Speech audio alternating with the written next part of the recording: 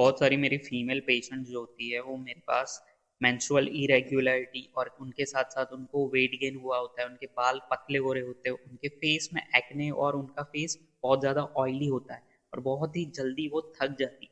और कुछ केसेस में उनमें इनफर्टिलिटी का भी प्रॉब्लम देखने को मिलता है। जब इन पेशेंट्स में सोनोग्राफी की जाती है तब पता चलता है उनकी जो ओवरीज होती है जिनमें बहुत सारी सिस्ट देखने को मिलती है।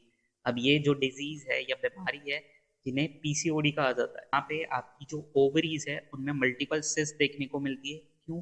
क्योंकि आपकी ओवरीज में मल्टीपल इमेच्योर एग्स होते हैं, वो कन्वर्ट हो जाते हैं नी सिस्ट में। ग्लोबली पीसीओडी के जो पेशेंट्स है यानी फीमेल्स है वो 10% है, लेकिन शॉकिंगली इंडिया में इसका रेशियो 30 से लेके 36% देखने को मिलता है। तब तक फीमेल सेक्सुअल ऑर्गन तक ये बीमारी लिमिटेड होती है, तब तक ये पीसीओडी होती है।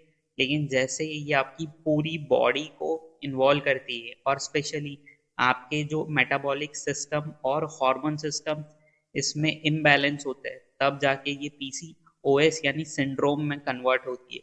यहाँ पे सिर्फ मेंस्ट्रुअल इरेगुलरिटी नहीं, ज्यादातर केसेस में यहाँ पे बहुत ही लंबे टाइम से एमेनोरिया यानी कि पीरियड्स आते ही नहीं है।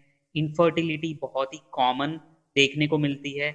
इसमें बहुत लंबे टाइम से वेट गेन भी होता है, स्पेशली हार्मोन इम्बैलेंस यानी कि यहाँ पे फीमेल हार्मोन्स की बजाय मेल हार्मोन एंडोर्जन्स प्रोड्यूस होते हैं, जिसकी वजह से हर्सुटिज्म मेल की तरह ही उनके फेस में भी हेयर ग्रोथ देखने को मिलता है, जबकि उनके सिर में हेयर फॉलिंग स्टार्ट हो जाती है। और यहाँ पे मेटाबॉलिक डिसऑर्डर्स में देखने को मिलता है कि उनको इंसुलिन रेजिस्टेंस स्टार्ट हो जाता है, यानी ये प्री डायबिटिक पेशेंट बन जाते हैं। और बहुत सारे केसेस में इनमें कार्डियक इशू भी स्टार्ट हो जाते हैं और उनके कोलेस्ट्रॉल लेवल्स भी बहुत ज़्यादा हाई देखने को मिलते हैं।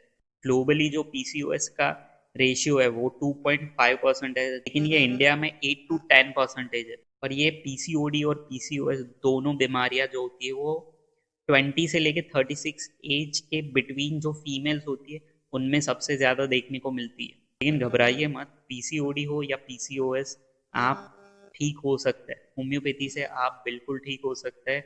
हम यहाँ पे आपके सिम्टम्स को ट्रीट नहीं करते, बल्कि आपके बॉडी को और स्पेशली उस कॉज को ट्रीट करते हैं जिसकी वजह से आपको पीसीओडी और पीसीओएस होता है।